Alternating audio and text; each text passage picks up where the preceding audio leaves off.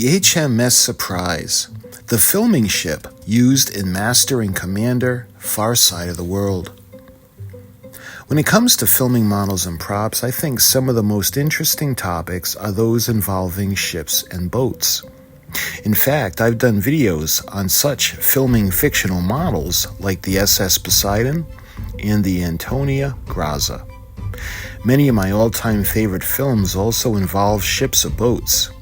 My favorite all-time film has always been Jaws, Steven Spielberg's classic released in June of 1975. That film features a boat known as the Orca.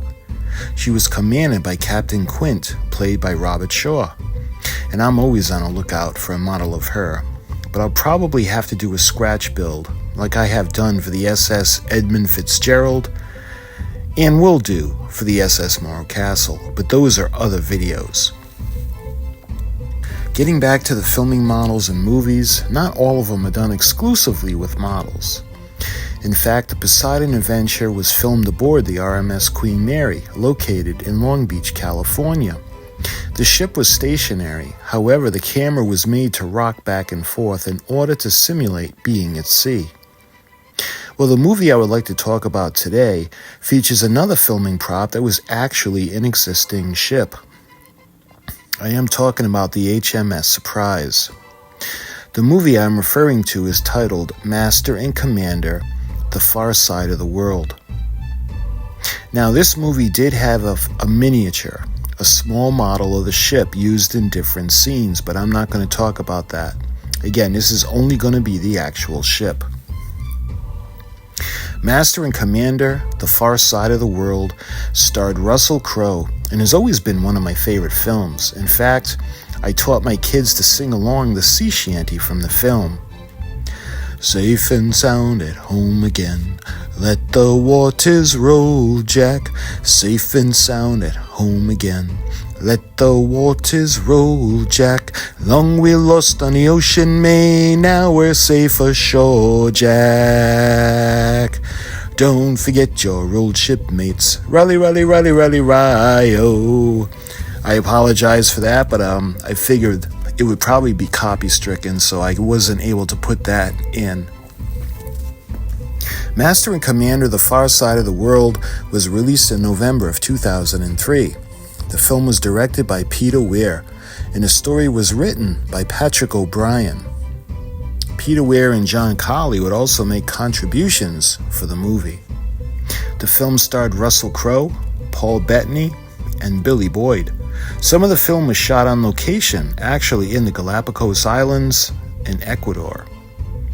We are taken back to April of 1805 during the Napoleonic Wars. We are introduced to a British frigate named the HMS Surprise. She is captained by Russell Crowe's character, Captain Jack Aubrey. The HMS Surprise is tormented by her nemesis, the French vessel Akron.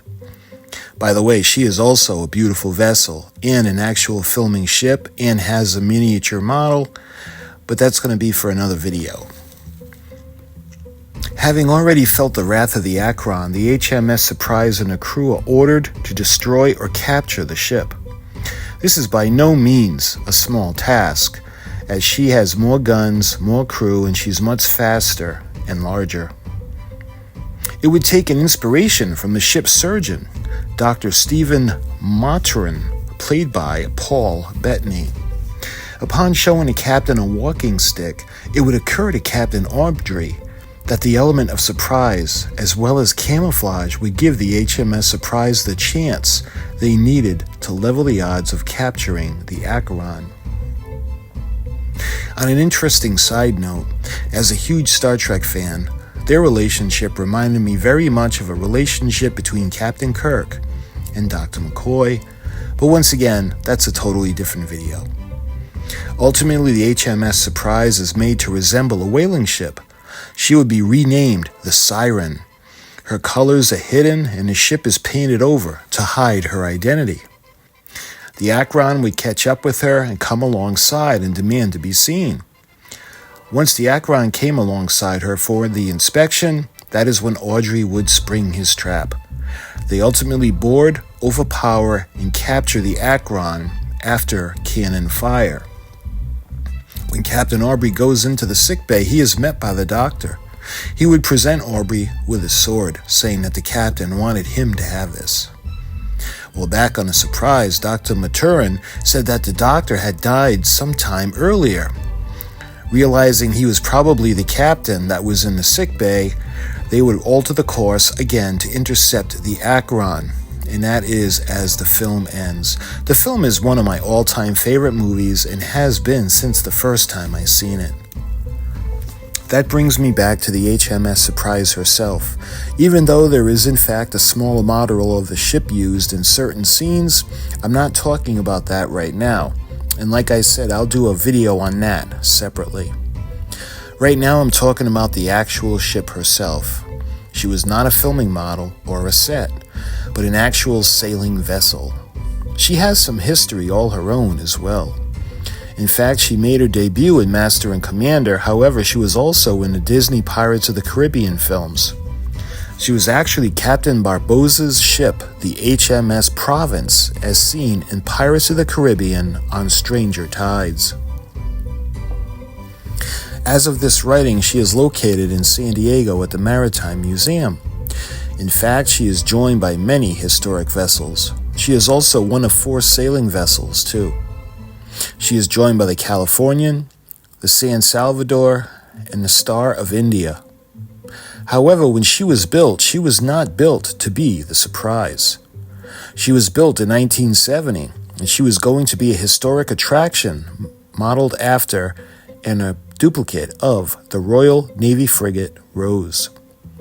This frigate was an 18th century British ship. The construction plans were drawn up by Phil Boger. Launched in 1757, the HMS Rose was sunk in Savannah Harbor in 1779 during the American Revolution. This replica of the Rose would serve for nearly 30 years, sailing both as a training ship as well as a historic attraction. In 2000, she would be converted into a 24-gun frigate named the HMS Surprise after she would be purchased by 20th Century Fox. This ship would be from the time period of Admiral Nelson. The original HMS Surprise was originally launched as a French corvette unit and was launched in 1794 and was captured in 1796. She would then be classified as a 6th-rate frigate by the Royal Navy. She would be turned into the Surprise for the film Master and Commander: The Far Side of the World. Once the Rose was converted, she would be 179 feet long. Her beam would be 32 feet. Her maximum draft would be 13 feet. Her gross tonnage would be 500 tons. She is fully rigged and capable of sailing. She is also equipped with twin diesel 300 horsepower engines. Despite being relaunched as the HMS Surprise, the HMS Rose would live on through her bell.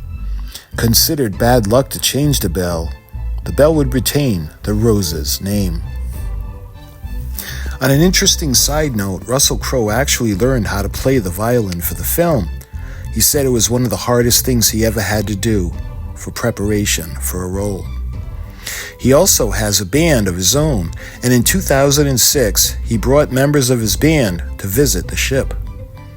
After her career as a starlet and Master and Commander, the HMS Surprise found a permanent home in San Diego in 2004 at the Maritime Museum. Today there's a special exhibit with historic artifacts that are displayed throughout her gun deck, and thousands of visitors enjoy her yearly.